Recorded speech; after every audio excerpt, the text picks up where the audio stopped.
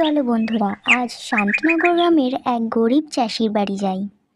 এই হলো বিশু চাষি ও মামরা মেয়ে দুর্গা। বাবা বাবা, হ্যাঁ মা, বল। তুমি খাবার না খেয়ে কোথায় যাচ্ছ? ওরে আমার পাগলি মেয়ে, আমার যে পেট ভরা। আমি সব বুঝি, ঘরে চাল বাড়ন্ত বলে তুমি না খেয়েই চলে যাচ্ছ। কি করব বল মা, তোর থেকে আমার আর কিছুই লুকাবার নেই। তুই যে আমার ঘরের লক্ষ্মী। কিন্তু বাবা, নে নে, আমাকে আর আটকাস নে।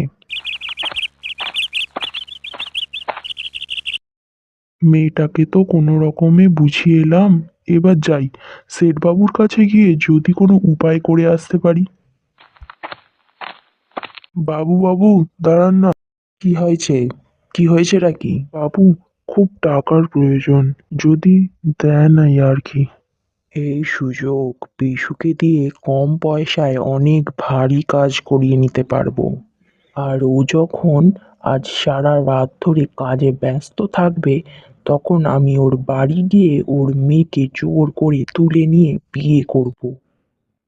আচ্ছা, ঠিক আছে, তোকে আজ আমি অনেক কাজ দেব, কিন্তু সারা রাতের কাজ, সেই ভেবে। হ্যাঁ হ্যাঁ বাবু, আমি রাজি। চাষবাস তো এখন হচ্ছে না, তাই রোজগারপাতি বন্ধ হয়ে গিয়েছিল। এবার আমি খুব খুশি। রাত হয়ে গেছে, এবার যাই, এই তালে কাজটা সেরে ফেলি। কিন্তু এটা কি হচ্ছে আমার সাথে? আমি আমার পা নাড়াতে পারছি না কেন? ওরে বাবরে, এটা কি?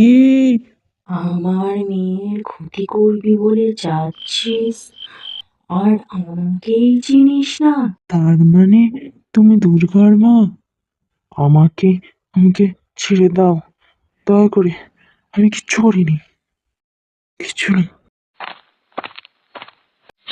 আহ! যাই, মেয়েটাকে অনেক দিন দেখিনি, গিয়ে একটু বাবার রূপ ধরেই দেখে আসি।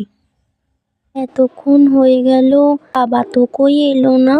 মা দুর্গা, আমি এসে গেছি রে মা। বাবা, তুমি এসেছো?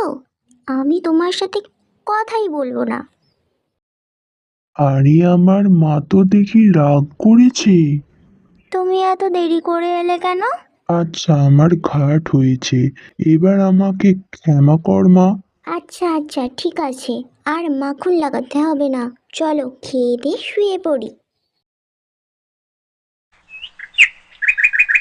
মা, আমি বাড়ি এসে গেছি রে। আরে বাবা, তুমি ভোরবেলা থেকে কোথায় চলে গেছিলে? কই মা, আমি তো এই কাজ করে বাড়ি ফিরছি। তাহলে কি? তোমরা কিন্তু বলে দিও না কে ছিল। টাটা বন্ধুরা।